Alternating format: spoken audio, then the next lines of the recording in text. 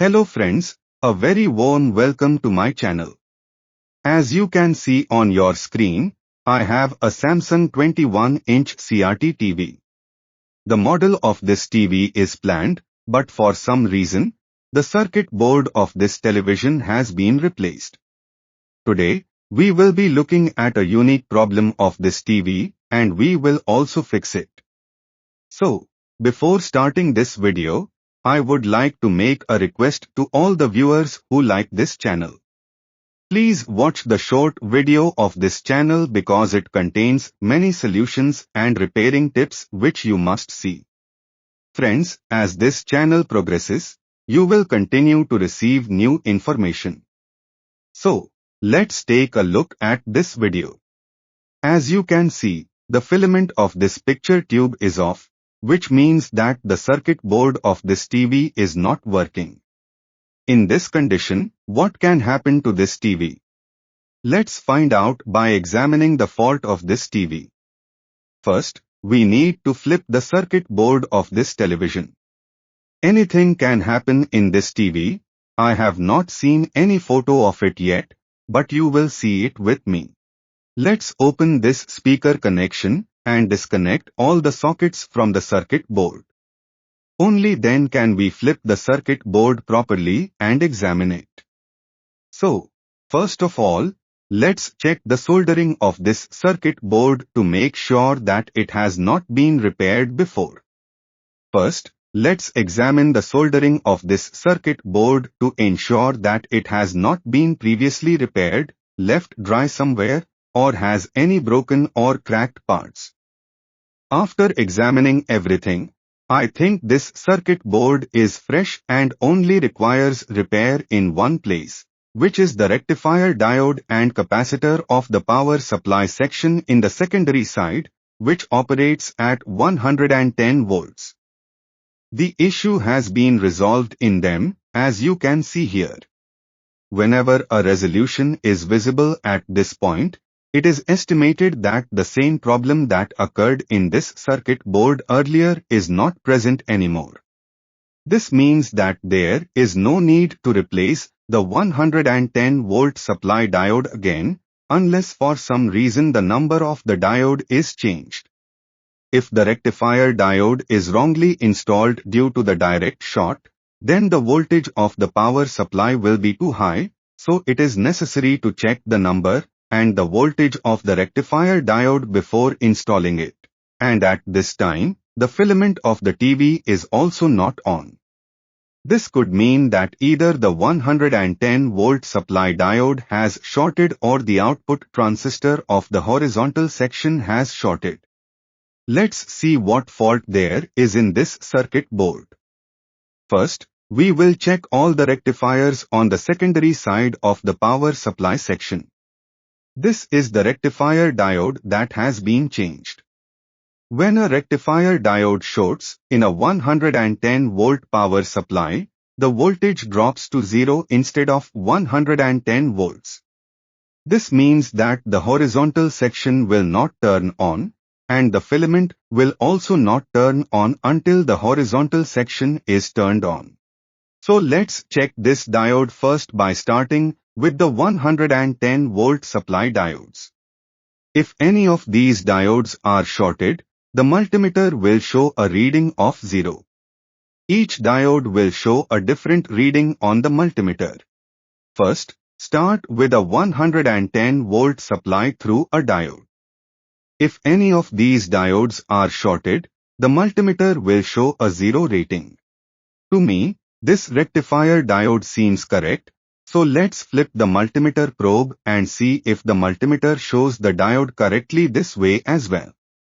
By doing this, the multimeter is correctly identifying the diode. This means that the rectifier diode in the 110 volt supply is okay. Now let's examine this diode, which is a 27 volt supply diode in the vertical section. This diode is also okay. Now, let's check this diode, which supplies 12 volts to the regulator section. From this 12 volts, 8 volts and 5 volts are generated. This rectifier diode is also okay. Let's go check the 14-volt supply diode as it supplies power to the audio output section. As you can see, the rectifier diode is also okay, so all the diodes on the secondary side are fine.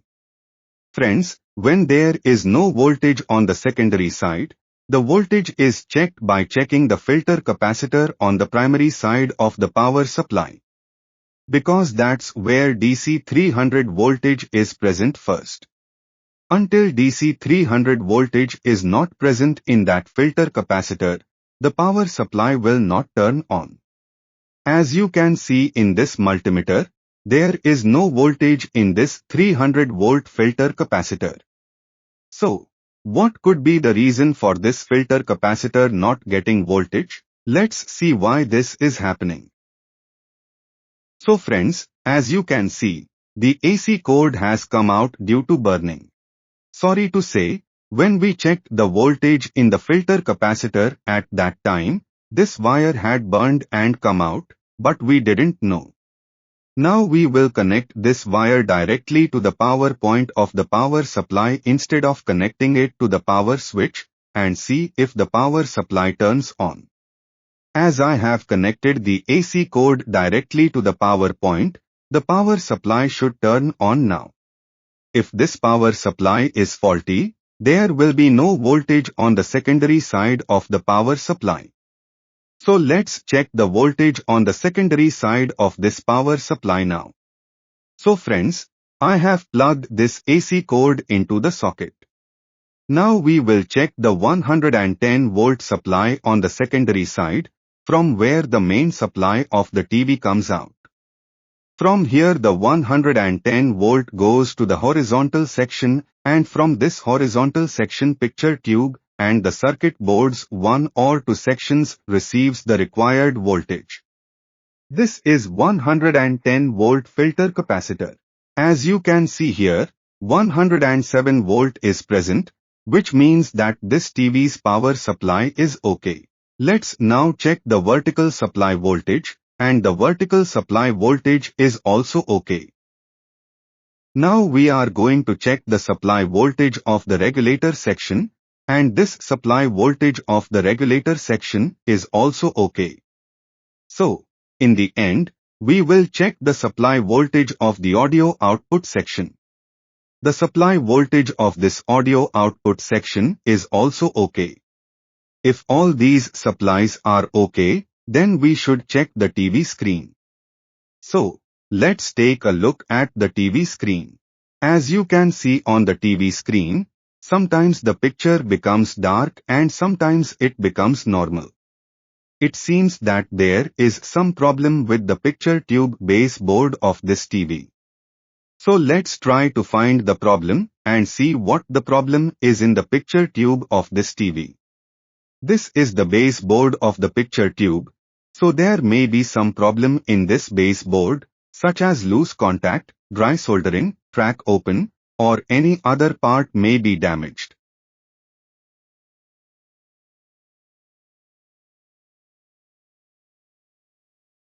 As it is being shown to me here, there is no loose contact or dry soldering, short circuit, or track open anywhere on this circuit board.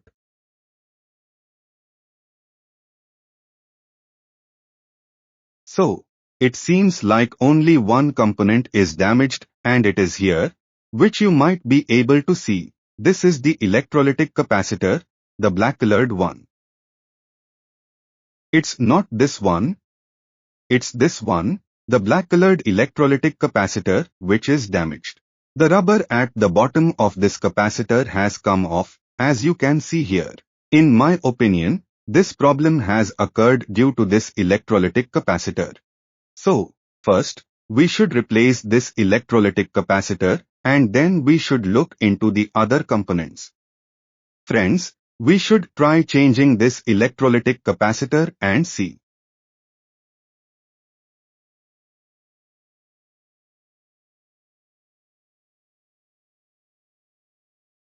So, I have replaced this electrolytic capacitor. The values of both capacitors are the same, which is 47 microfarads and 16 volts. Now, Let's see the screen of the picture tube. Has the flickering problem in this TV been fixed or not? As you can see on the TV screen, the picture is now stable and there is no flickering problem in the picture. The TV is now completely fine. So, friends, you can see that a small component caused a problem in this TV. That's why, in any television circuit board, the first thing that is checked is the physical aspect. As we saw in this video today, we first found a broken AC cord of this TV and then a damaged electrolytic capacitor in the CRT base board. So, friends, how did you like this video? Please comment, like, and share this video.